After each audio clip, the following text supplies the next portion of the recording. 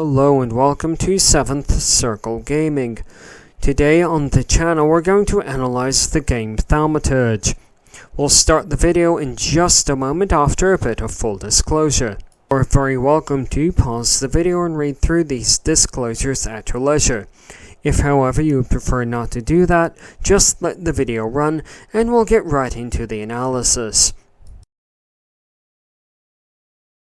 In this brief video clip, we'd like to share with you two things. We'd like to share with you what the game world looks like and the user interface. The user interface, as we can see, is centered around the upper left hand and the lower right hand corner of the screen. At the upper left hand corner we have the journal as well as the mini-map. At the lower right hand corner of the screen we have various other indicators.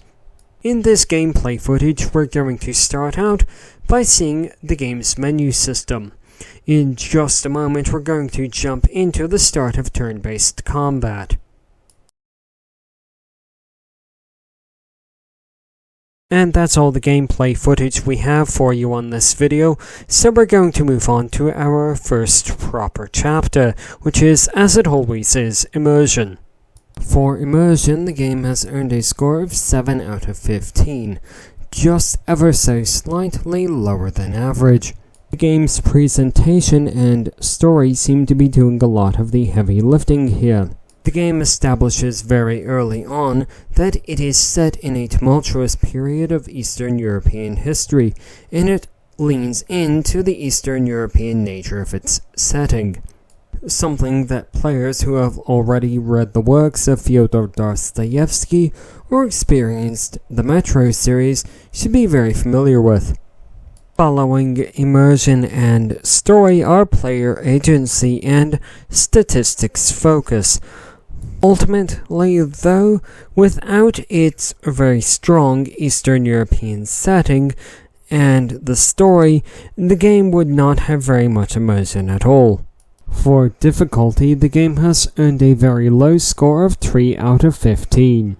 The game can be experienced equally well with either a gamepad or mouse and keyboard, however it does seem to suffer from a lack of clarity.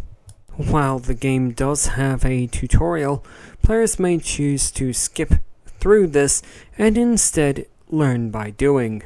For lasting appeal, the game has earned a score of 3.5 out of 15. The primary drivers here seem to be the story, which may appeal to some players, and the game's ability to be put down and then come back to later with relative ease. That just about covers immersion, difficulty, and lasting appeal. So then, where does Thaumaturge stand overall? Overall, the game has earned a score of 4.5 out of 15. As we saw earlier, the game is very immersive. A lot of that immersion is coming from the setting and the story. Fortunately, the game does not seem to do nearly as well with difficulty and lasting appeal. Now then, get out a handful of salt because we have a couple of highly subjective statements. Graphically, the game is impressive. The writing is also really good. Graphically, the game is impressive. Also, the writing is pretty good. However, it does really lean heavily into its Eastern European setting, and personally I think we have the movie The Kingsman to thank for the appearance of Grigory Rasputin in this game. And one final highly subjective note to end the video on: we have no idea what is going on with difficulty in this game. We did evaluate the game on story and normal difficulty mode, and frankly couldn't tell the difference between them. As final thought, this is a game that you purchase for the setting and the story, not necessarily the gameplay.